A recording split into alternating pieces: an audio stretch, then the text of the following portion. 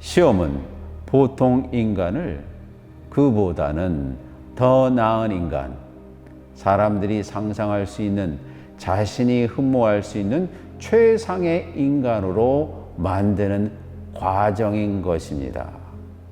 그런 의미에서 시험은 나를 망가뜨리거나 나를 좌절시키는 어떤 것, 내가 회피해야 될 대상이 아니라 나의 능력을 내가 점검할 수 있는 유일무이한 그런 과정인 것입니다. 이 시험에 관한 가장 유명한 성화 하나가 있습니다. 창세기 22장에 등장하는 아브라함의 시험이라는 성화입니다. 이 그림은 막 샤갈이 그린 그림입니다. 막 샤갈이 구아슈라는 특별한 방식으로 아브라함과 이삭이 신이 지정한 산인 모리아로 가는 그 순간을 포착하여 그렸습니다. 구아슈란 아라비아 고무와 불투명 수채화를 엮어서 생생하게 그 인물들의 표정과 생각을 표현하는 방식입니다. 창세기 22장은 이렇게 시작합니다. 느닷없이 하나님이 아브라함을 부르시고 시험하셨다. 그리고 말씀하셨다. 너는 내가 사랑하는 하나밖에 없는 아들을 내가 지시할 곳으로 가서 번제로 바쳐라. 이 순간을 포착한 철학자가 한 명 있었습니다.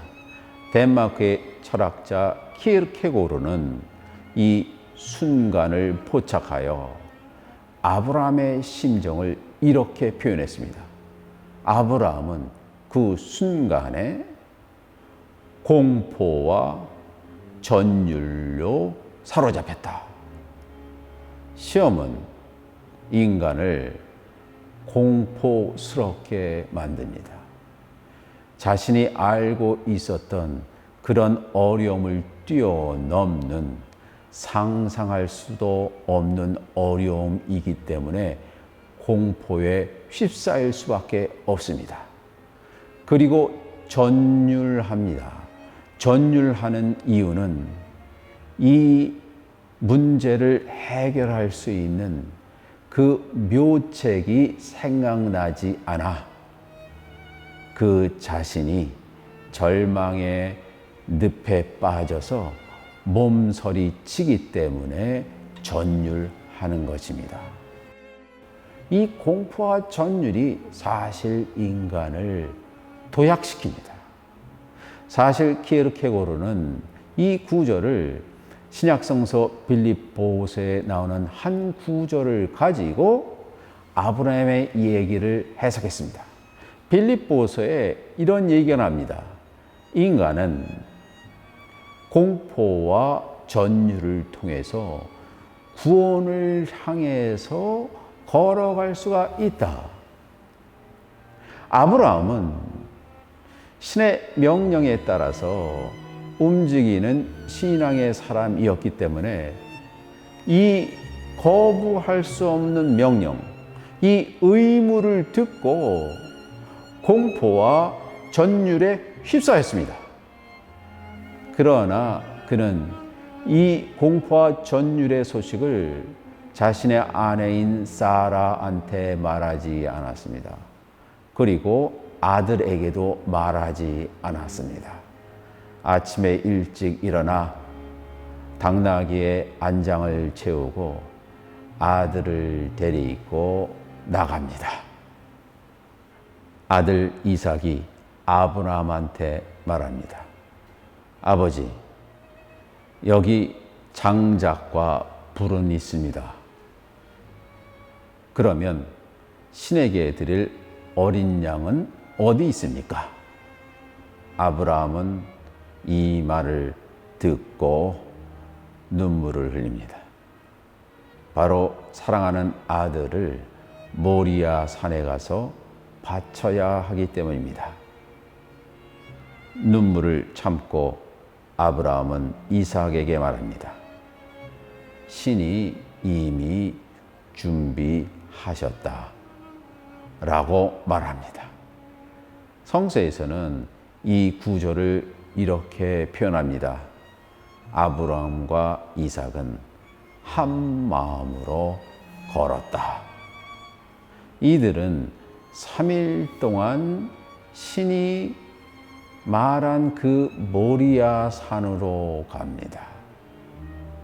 이 장면을 막 샤갈은 이렇게 묘사하였습니다. 이 작품을 보십시오.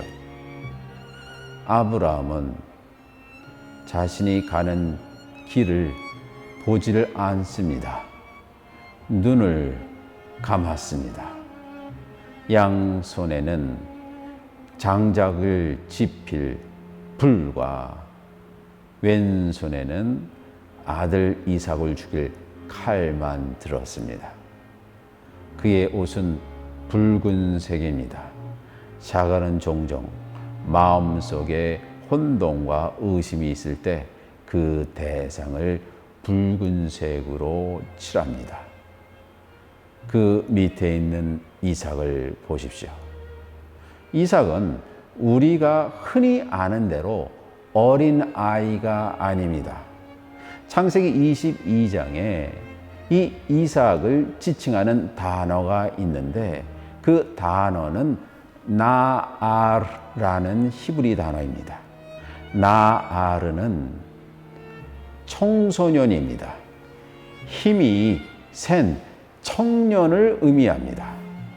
아마도 이삭은 17세에서 27세 사이에 힘이 왕성한 청년이었을 것입니다. 이 장면은 사실 이삭에 대한 시험인 것입니다.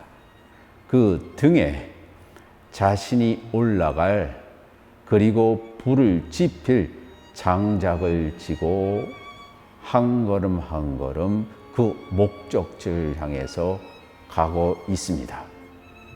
여기에 전율과 공포에 휩싸인 자는 아브라함뿐만이 아니라 이삭이 그 전율과 공포에 휩싸였을 것입니다. 그래서 이삭도 체념한 듯이 마음속에 수많은 의심을 품고 묵묵히 걸어가고 있습니다. 그도 아브라함과 같이 눈을 굳게 닫았습니다. 이 시험이 우리에게 무슨 의미가 있을까? 신은 이들을 통해서 무엇을 바라고 있는 것인가? 이런 것을 계속 의심하며 걷고 있었습니다. 새로운 시작을 위해서는 이전에 있었던 과거에 대한 기억을 지워야 됩니다. 그들을 인도할 것은 미래의 희망입니다. 그러나 미래의 희망은 보이지가 않습니다. 신의 명령을 받고 아브라함과 이삭은 과거에 대한 기억을 지워버렸습니다. 그리고 이 시험이 무슨 의미가 있는지 그 의미를 찾기 위해서 자신이 없어지고 이 사건의 의미에 몰입해서 온전히 신의 뜻을 알기 위해서 신과 신비한 합의를 이루었습니다. 신과 신비한 합의를 이룰 때 기적이 일어납니다. 그 기적이 바로 희망입니다. 시험이란 나를 좌절하게 하고 나에게 위험한 순간을 맞이하게 하고 나에게 창피를 가져다 주는 스캔들이 아닙니다. 시험은 과거에 집착하는 나를 제거하여 미래에 내가 이루어야 될 신의 뜻을 이루기 위한 오늘의 훈련인 것입니다.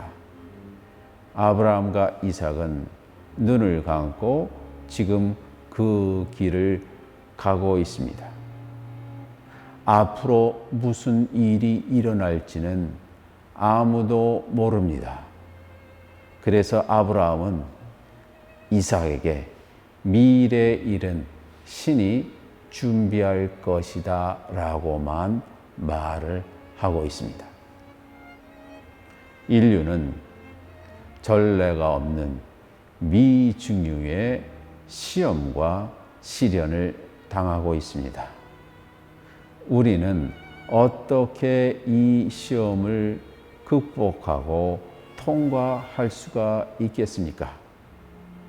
우리는 새로운 세계를 준비하면서 새로운 세계가 가져다 줄 희망을 품고 오늘 여기서 내가 이 시험을 어떻게 대하고 있는지를 자세히 살펴볼 때입니다. 흔히들 시험이 우리를 도약시키는 유일한 길이라고 합니다.